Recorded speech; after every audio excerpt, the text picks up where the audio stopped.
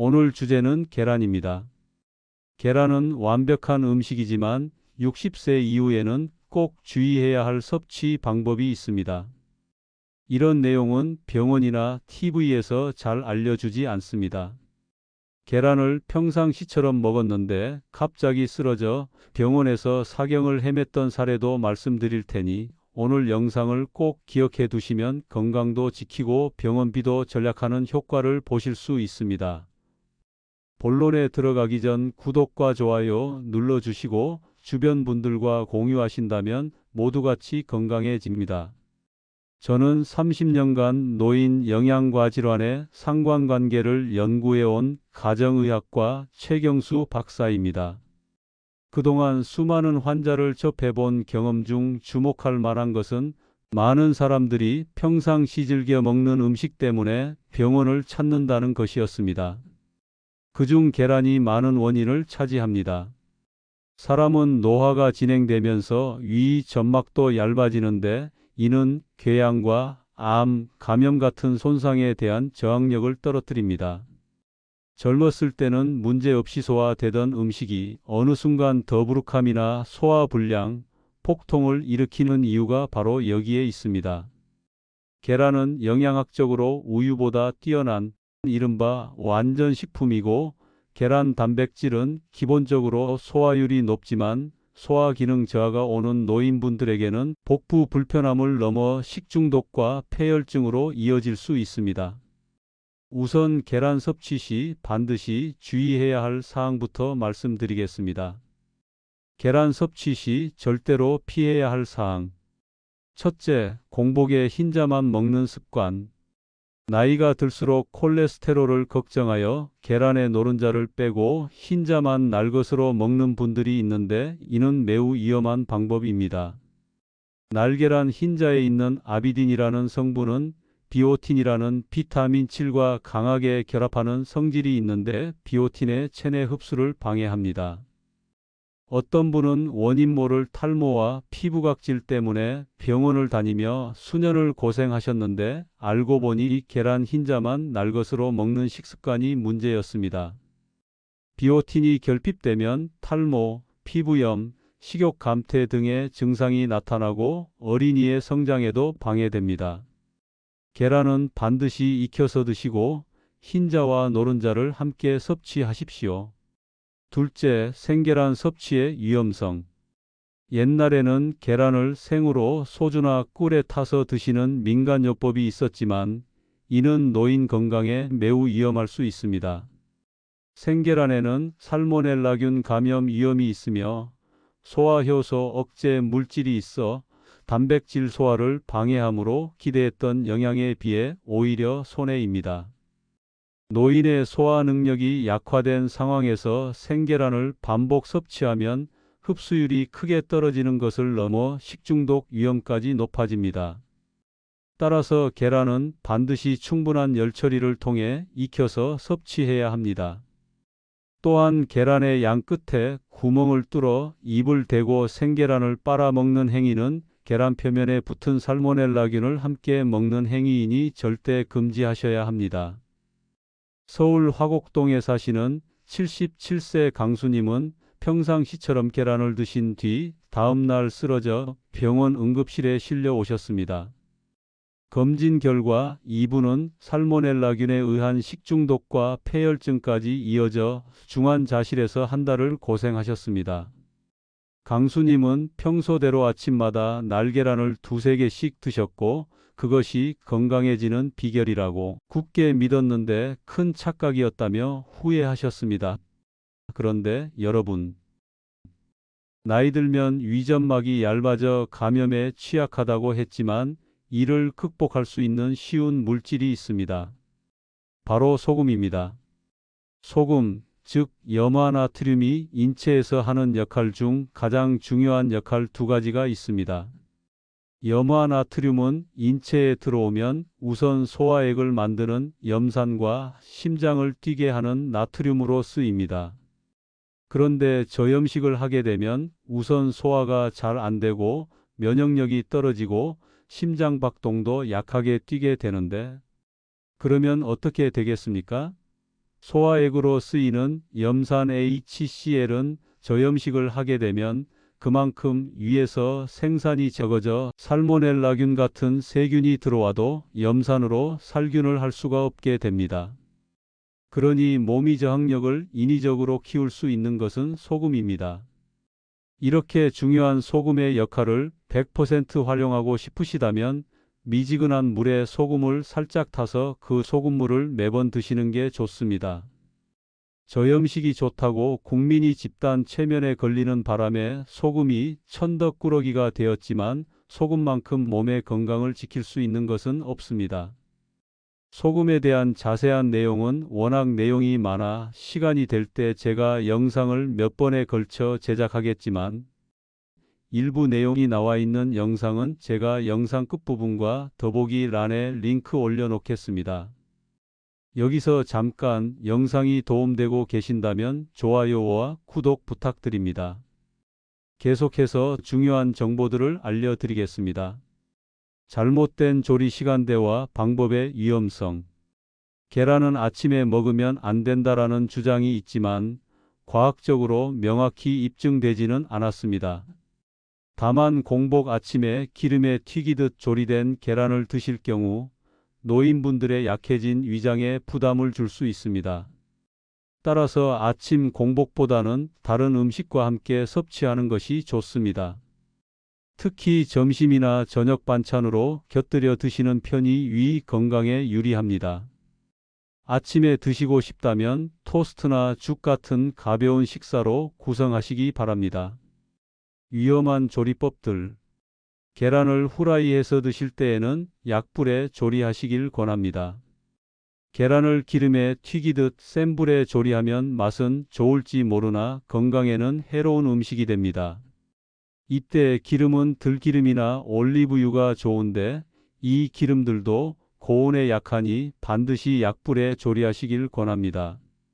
콩기름이나 카놀라유, 해바라기유, 포도씨유는 기름을 추출할 때 화학용 매제를 이용해 억지로 빼낸 것으로 몸에 매우 유해한 기름이니 이런 기름들은 드시지 말고 당장 버리시길 바랍니다.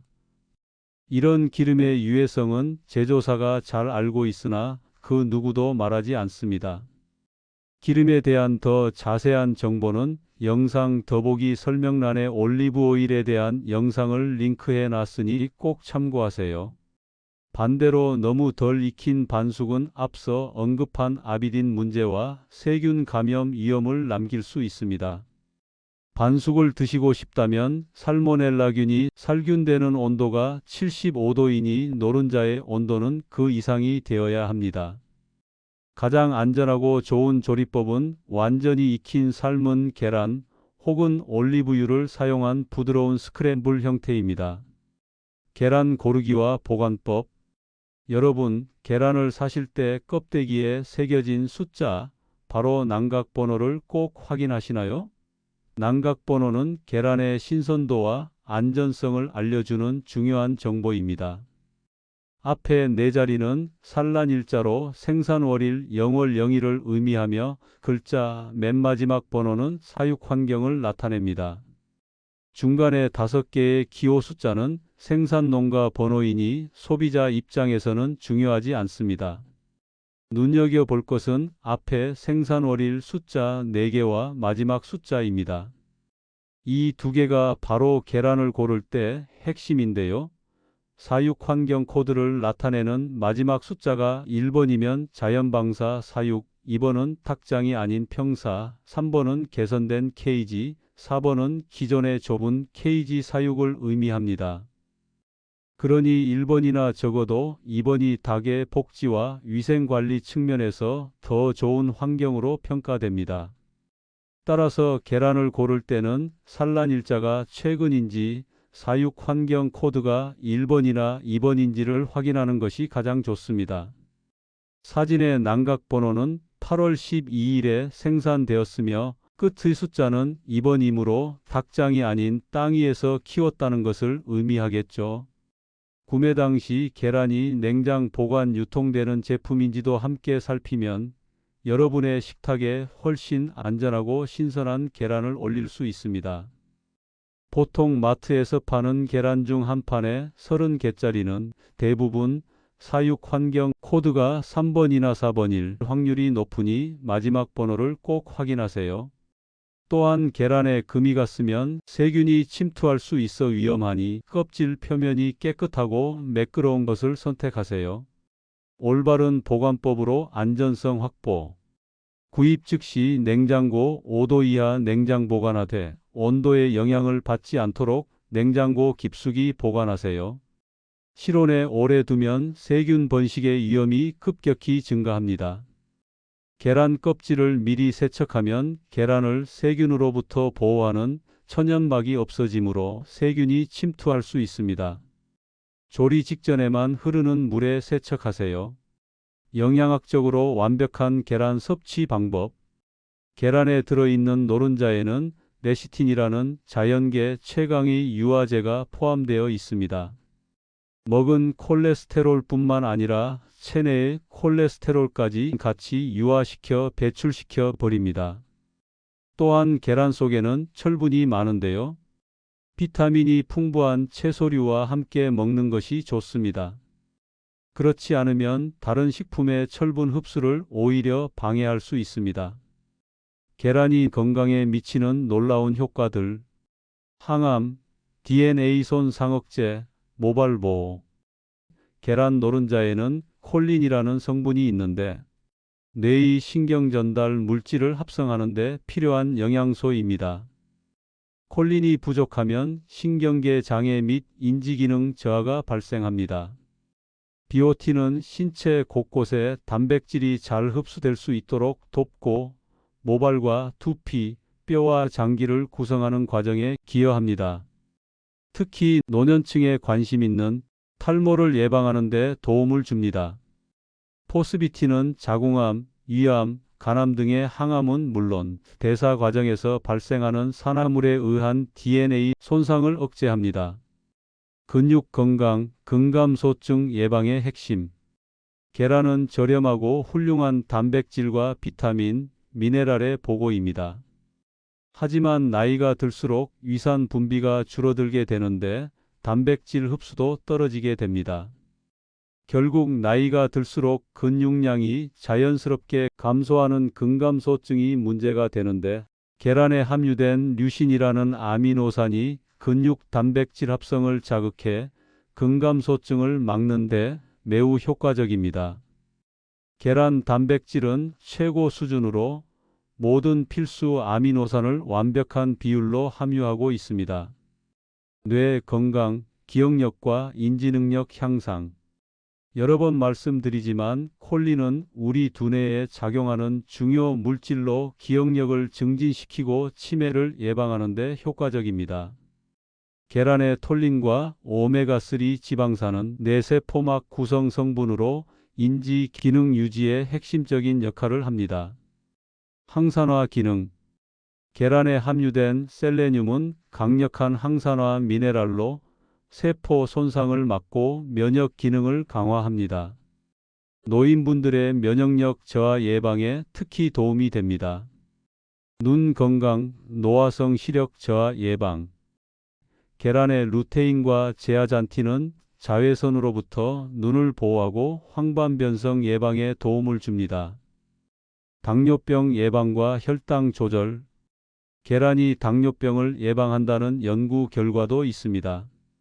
미국 버지니아 대학 연구팀이 계란을 섭취한 그룹과 그렇지 않은 그룹을 대상으로 실험한 결과 계란을 섭취한 그룹의 공복 혈당 수치와 인슐린 저항성이 개선된 것으로 나타났습니다.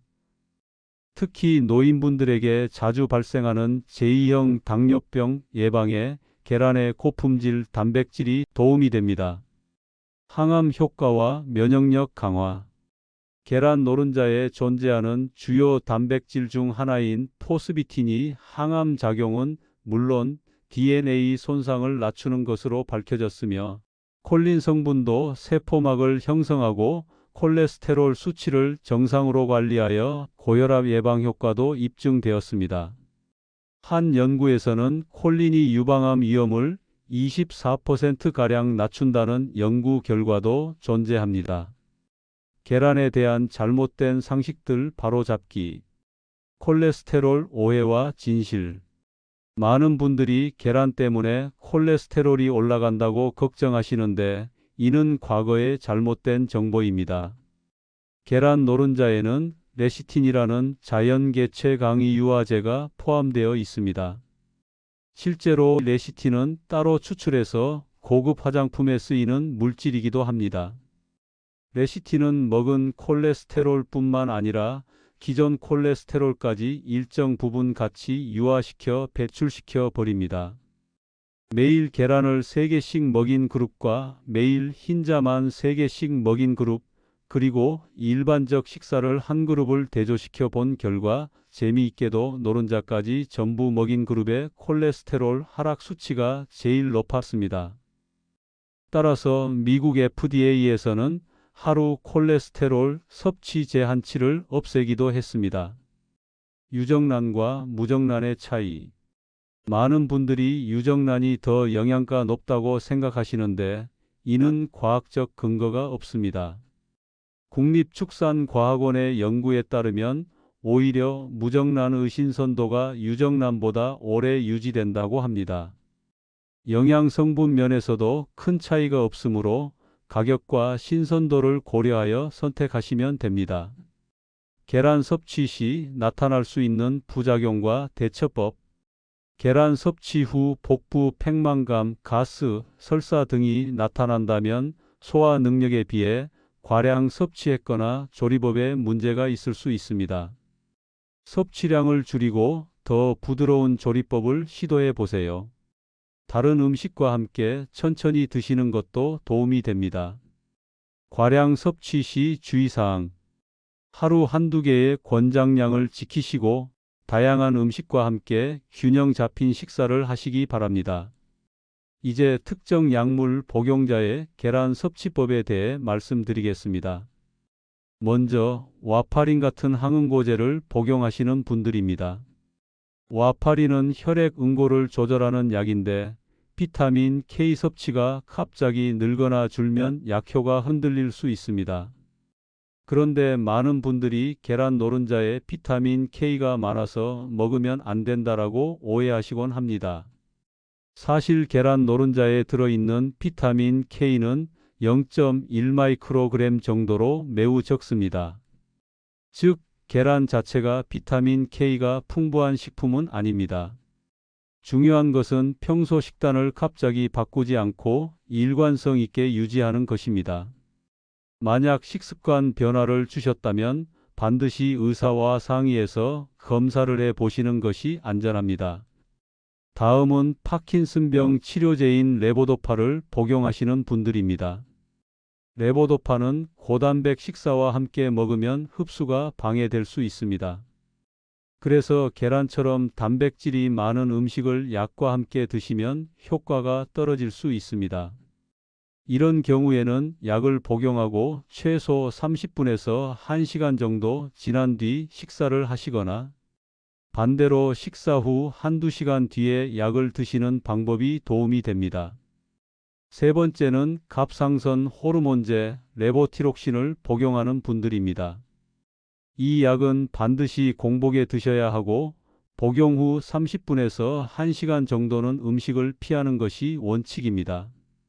따라서 아침에 약을 드셨다면 계란을 포함한 식사는 약간 간격을 두고 하시는 게 좋습니다. 그래야 약효가 제대로 발휘될 수 있습니다. 그리고 콜레스테롤 저하제를 드시는 분들입니다. 계란 자체가 금기는 아니지만 고지방 조리법과 함께 먹으면 약물 효과에 영향을 줄 수 있습니다. 결론적으로 계란이 특정 약물을 망치는 것은 아닙니다. 다만 약물의 특성에 따라 복용 시점과 계란 섭취 패턴이 중요하다는 점을 기억하시기 바랍니다.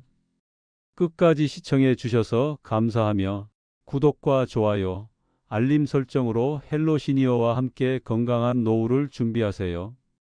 또한 주변의 소중한 가족과 지인들께도 이 영상을 공유해 주시면 더 많은 분들이 건강한 혜택을 받으실 수 있습니다. 다음 시간에는 또 다른 유익한 건강 정보로 찾아뵙겠습니다. 여러분의 건강한 노후를 위해 헬로 시니어가 늘 함께 하겠습니다. 감사합니다.